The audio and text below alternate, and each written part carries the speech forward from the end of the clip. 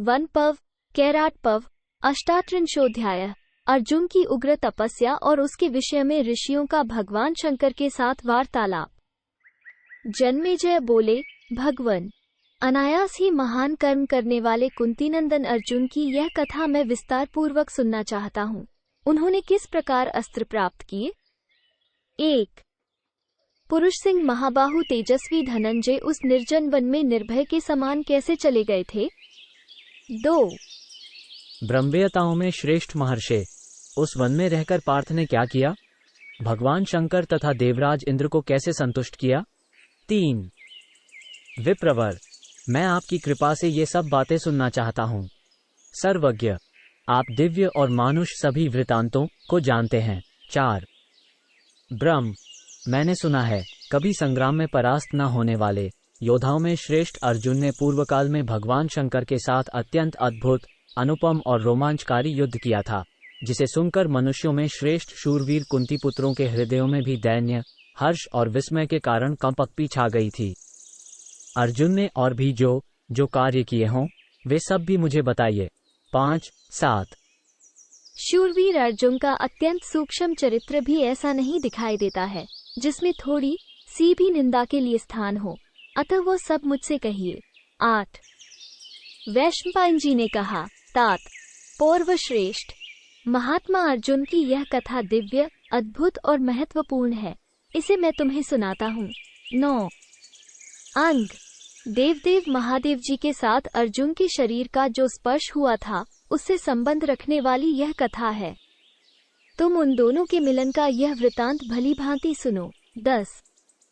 राजन, अमित पराक्रमी, महाबली, महाबाहु, कुरुकुलभूषण, इंद्रपुत्र अर्जुन, जो संपूर्ण विश्व में विख्यात महारथी और सुस्थिर चित्त वाले थे, युधिष्ठिर की आज्ञा से देवराज इंद्र तथा देवाधिदेव भगवान शंकर का दर्शन करने के लिए कार्य की सिद्धि का उद्देश्य लेकर अपने उस दिव्य गांडीव, धनुष और सोने की मूठ वाले खड्ग को हाथ में लिए उत्तर दिशा में हिमालय पर्वत की ओर चले। 11. 13. तपस्या के लिए दृढ़ निश्चय करके बड़ी उतावली के साथ जाते हुए वे अकेले ही एक भयंकर कंटकाकीर्ण वन में पहुंचे। 14. जो नाना प्रकार के फल फूलों से भरा था, भांति भांति के पक्षी जहां कलरव कर रहे थे, अनेक जातियों के मृग उस वन में सब ओर विचरते रहते थे तथा कितने ही सिद्ध और चारण निवास कर रहे थे। 15. तदनंतर कुंतीनंदन अर्जुन के उस निर्जन वन में पहुंचते ही आकाश में शंखों और नगाड़ों का गंभीर घोष गूंज उठा। 16. पृथ्वी पर फूलों की बड़ी भारी वर्षा होने लगी। मेघों की घटा घिरकर आकाश में सब ओर छा गई। उन दुर्गम वनस्थलियों को लांघकर अर्जुन हिमालय के पृष्ठभाग में एक महान पर्वत के निकट निवास करते हुए शोभा पाने लगे। 17. 18. वहां उन्होंने फूलों से सुशोभित बहुत से वृक्ष देखे जो पक्षियों के मधुर शब्द से गुंजायमान हो रहे थे। उन्होंने वैदूर्यमणि के समान स्वच्छ जल से भरी हुई शोभामयी कितनी ही नदियां देखी जिनमें बहुत सी भंवरें उठ रही थीं। 19. हंस, कारंडव तथा सारस आदि पक्षी वहां मीठी बोली बोलते थे। तटवर्ती वृक्षों पर कोयल मनोहर शब्द बोल रही थी।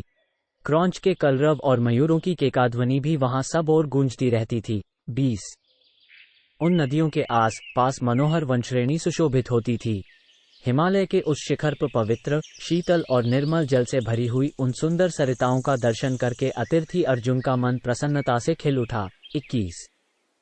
उग्र तेजस्वी महामना अर्जुन वहां वन के रमणीय प्रदेशों में घूम फिरकर बड़ी कठोर तपस्या में संलग्न हो गए। 22.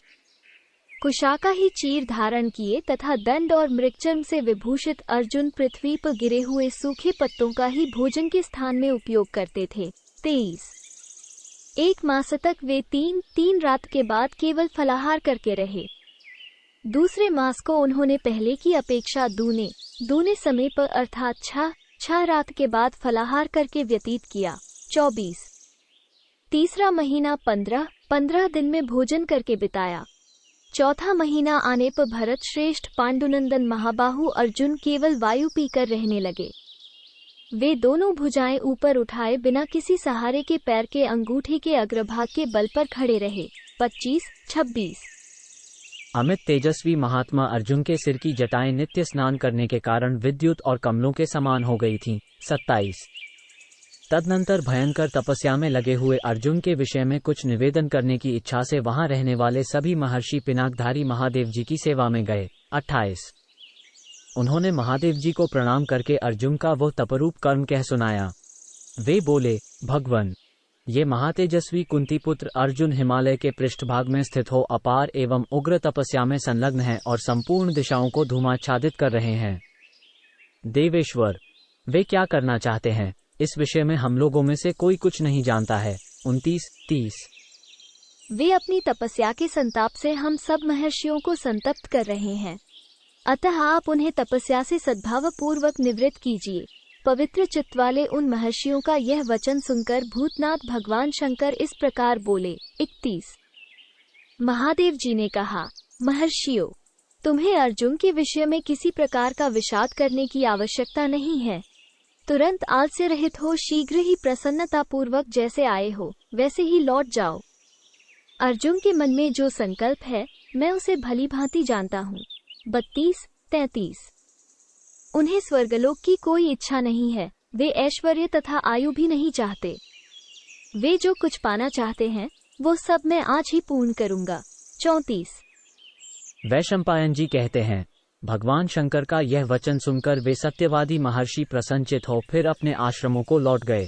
35 इति श्री महाभारते वनपर्वणि कैराटपर्वणि मुनिशंकर संवादे 38 38 इस प्रकार श्री महाभारत वनपर्व के अंतर्गत कैराटपर्व में महर्षियों तथा भगवान शंकर के संवाद से संबंध रखने वाला 38वां अध्याय पूरा हुआ। 38